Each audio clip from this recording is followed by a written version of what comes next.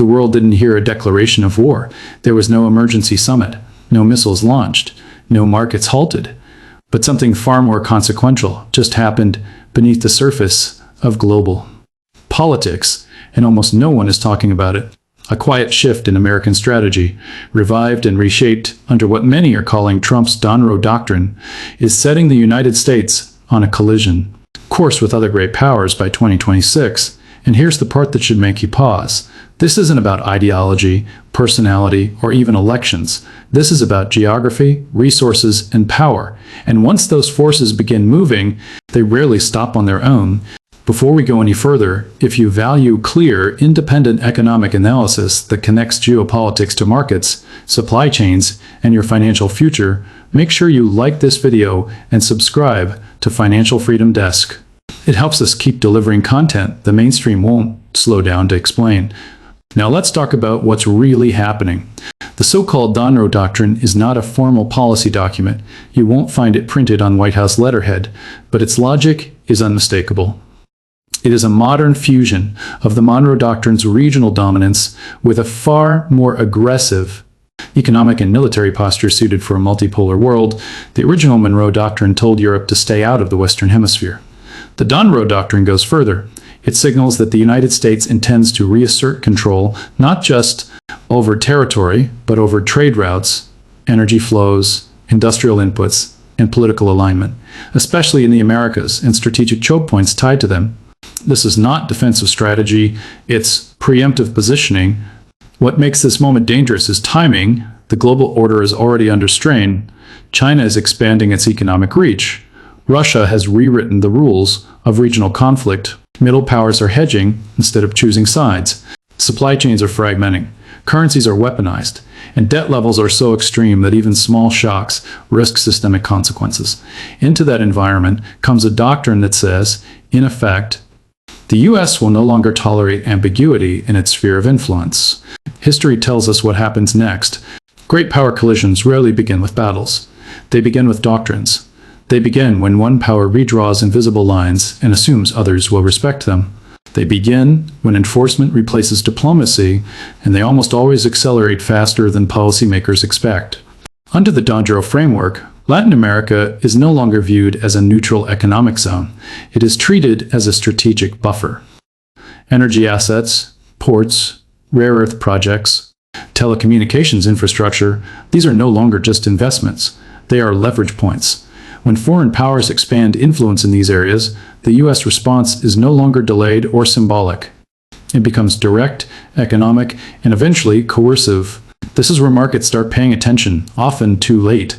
The first signal is capital flow disruption. Countries caught between U.S. pressure and alternative power blocks experience sudden funding stress. Investment dries up, currency volatility spikes, political instability follows. The second signal is trade realignment. Supply chains reroute, not for efficiency, but for allegiance. Costs rise. Redundancy replaces optimization. Inflation embeds itself structurally, rather than cyclically. And then comes the third signal, the one investors fear most, but policymakers often underestimate, militarization of economic policy. Sanctions become routine. Export controls expand. Shipping insurance premiums rise. Strategic resources are labeled national security assets. Once that language enters the system, markets stop functioning as markets and start behaving like rationing mechanisms. The Donroe Doctrine doesn't need a war to succeed. In fact, its power comes from making conflict unnecessary by forcing other nations to retreat economically before confrontation becomes military. But here's the risk. Other great powers don't retreat quietly. They counter-align. They respond asymmetrically. They look for pressure points of their own. By 2026, the collision may not look like tanks or jets. It may look like simultaneous crises. An energy shock in one region, a currency collapse in another, a shipping disruption somewhere else, each manageable alone, devastating together. And this is where the doctrine's greatest weakness emerges. Economic dominance requires stability. Enforcement creates instability. As the U.S. asserts control, it also absorbs responsibility. Every disrupted market, every destabilized government, every broken supply chain creates blowback. Markets don't care who started it. They react to uncertainty, not intention. This is why investors, businesses, and even households should care about what sounds like abstract geopolitics, because doctrines don't stay in briefing rooms. They show up in fuel prices, food costs, interest rates, and employment. And here's a question no one is asking loudly enough. What happens if multiple great powers adopt similar doctrines at the same time? When everyone draws red lines, someone always crosses one. We're not at the collision yet, but the trajectory is set. And once trajectories align, momentum takes over. In the next part, we'll break down how this doctrine directly impacts energy markets, why Latin America becomes the pressure point, and how China and Russia are already adapting their strategies in response, quietly, methodically, and with long timelines in mind. If this perspective adds value, hit like, subscribe to Financial Freedom Desk, and stay with us, because the next phase of this story won't be announced. It will simply arrive. To understand why this doctrine accelerates the risk of collision, you have to follow the energy map, not the political speeches. Energy is the bloodstream of geopolitics, and under the Donroe framework, it becomes the primary enforcement tool. The United States is no longer content being the world swing producer. It is positioning itself as the gatekeeper of hemispheric energy stability. That shift alone redraws incentives across global markets. Latin America, particularly Venezuela, Guyana, Brazil, and Mexico, sits at the center of this strategy. These regions are not just energy-rich, they are geographically irreplaceable. Whoever influences their production, transport, and financing controls a massive share of future global supply. Under the Donroe Doctrine, foreign capital, especially Chinese and Russian, is increasingly framed not as investment, but as encroachment. That reframing matters because once energy infrastructure becomes a security concern, economic competition transforms into strategic confrontation. Markets respond to this faster than voters ever do.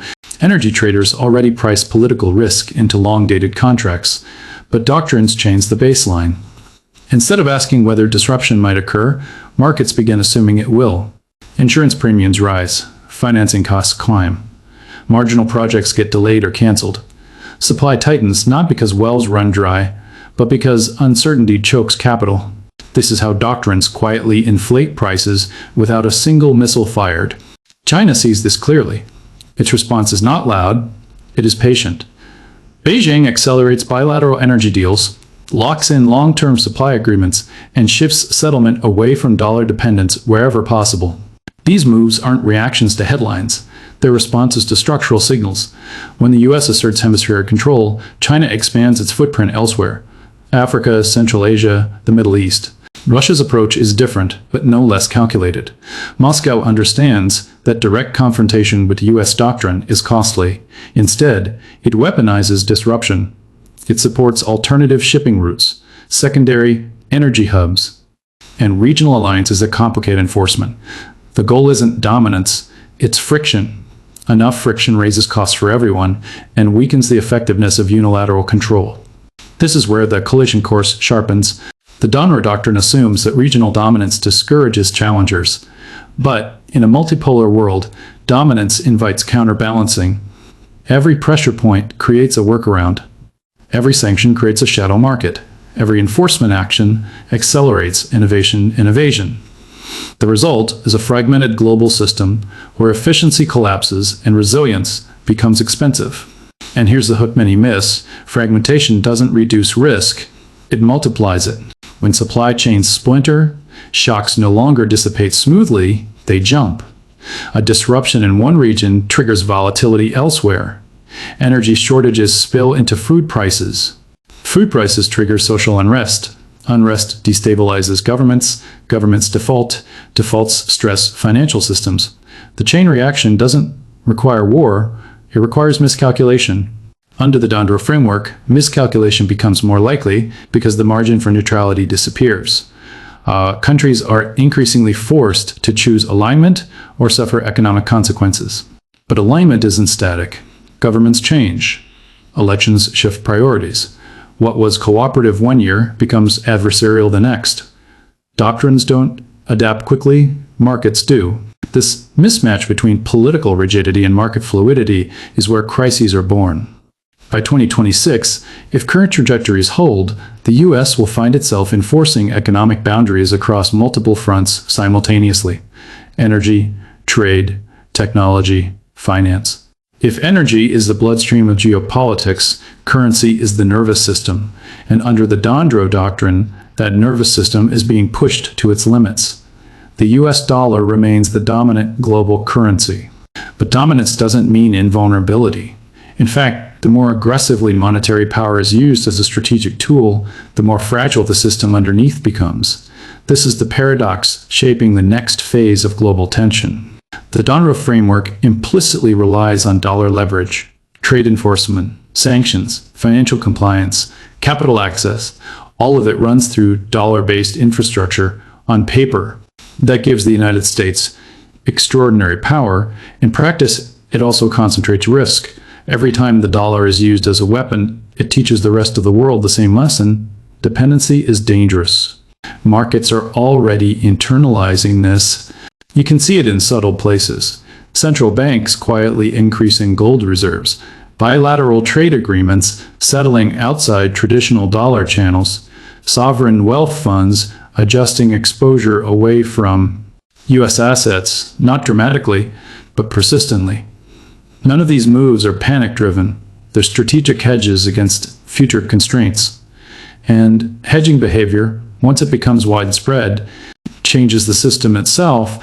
Here's the hook most people miss. De-dollarization doesn't need to succeed fully to matter. It only needs to weaken predictability. As the Donroe Doctrine tightens alignment expectations, countries holding large dollar reserves face an uncomfortable dilemma: hold too much and risk exposure to sanctions or asset freezes. Hold too little and risk currency instability and capital flight. The tension forces diversification, not because alternatives are better, but because concentration risk has become unacceptable. For financial markets, this introduces a new kind of volatility, not the fast, headline-driven volatility traders are used to, but slow, structural volatility that erodes confidence over time. Bond markets feel it first. Long-duration assets become harder to price when geopolitical policy can change demand overnight. Treasury yields stop behaving like pure economic indicators and start reflecting political risk premiums. This is where collision dynamics accelerate. As the U.S. enforces hemispheric control under the Donroe Doctrine, capital flows adjust defensively. Emerging markets aligned with U.S. interests may receive preferential access. Those perceived as ambiguous face higher borrowing costs, credit spreads widen unevenly, financial stress clusters geographically, and once stress concentrates, it doesn't stay contained. It spills. China and Russia both understand this vulnerability. Their response is not to challenge the dollar head-on, but to erode its monopoly at the margins. Alternative settlement systems, regional payment networks, commodity-backed trade agreements, each step small enough to avoid confrontation, together large enough to reduce U.S. leverage incrementally. The danger for Washington isn't loss of control overnight, it's loss of feedback. In a highly centralized system, early warning signals matter. When capital flows shift subtly, policymakers rely on market reactions to gauge risk. But as alternative channels grow, signals weaken, stress builds off-screen. When it finally surfaces, it does so violently because no one saw the pressure accumulating. This is how financial crises blindside governments that believe they're in control. By 2026, if doctrine-driven enforcement continues, the U.S. could face a paradoxical position: stronger nominal power, weaker systemic stability. The dollar would still dominate, but with more volatility, more political sensitivity, and more incentive for others to hedge against it. Economic doctrine does not exist in isolation. Every trade restriction, every sanction, every enforcement mechanism eventually requires something far more expensive to sustain credible force. Under the Donroe Doctrine, military economics stop being a background consideration and become the silent backbone of policy. This is where pressure transforms into risk. Defense spending is often framed as deterrence, but in reality, it is insurance against policy failure. When diplomatic flexibility narrows, the cost of maintaining leverage rises sharply. The Donroe Doctrine compresses decision-making space by defining strategic zones where U.S. dominance is non-negotiable. That rigidity doesn't reduce threats, it raises the price of containing them. Markets are already signaling this shift. Defense contractors outperform during periods of geopolitical uncertainty, not because conflict is imminent, but because governments preemptively stockpile credibility. Procurement cycles shorten. Readiness budgets expand. Forward deployments increase. These are not acts of aggression. They are acts of anticipation. And anticipation, when shared by multiple powers simultaneously, becomes destabilizing. Here's the critical tension. Enforcement doctrines demand consistency, but military economics punish overextension. To maintain hemispheric control, the U.S. must fund naval presence, air surveillance, cyber defense, intelligence coordination, and alliance integration, all continuously, not episodically. This isn't a one-time cost, it's a compounding obligation. Meanwhile, rivals don't need to match spending dollar for dollar, they only need to create uncertainty about escalation thresholds. The asymmetry matters. China doesn't need to dominate the Western Hemisphere to challenge the Donroe Doctrine. It only needs to complicate it. Infrastructure investment, technology transfers, dual-use ports, space and cyber capabilities. What history teaches us, again and again, is that great powers rarely collapse from a single shock. They drift into danger through doctrines that feel logical, disciplined, even necessary at the time. Rome didn't fall because it lacked strength. Britain didn't decline because it lacked reach. They faltered because their commitments outpaced their economic flexibility. America now stands at a similar inflection point. The Donroe Doctrine, on the surface, promises control, certainty, and renewed dominance. But beneath that promise lies a more complex reality. By narrowing diplomatic space, it raises enforcement costs. By drawing hard lines, it increases escalation risk. And by tying credibility to permanence, it transforms strategic posture into economic obligation.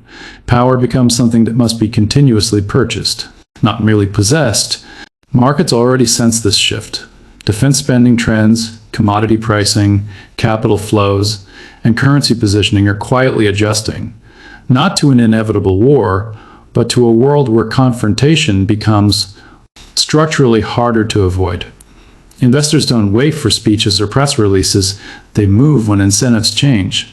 And the incentives embedded in this doctrine point toward higher volatility, tighter margins for error, and reduced tolerance for miscalculation.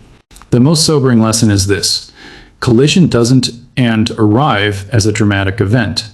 It builds slowly, through small decisions that limit future choices, through doctrines that promise strength but demand rigidity, through policies that feel stabilizing in the short term, yet compound risk over time. By the time collision becomes visible, escape routes are already gone.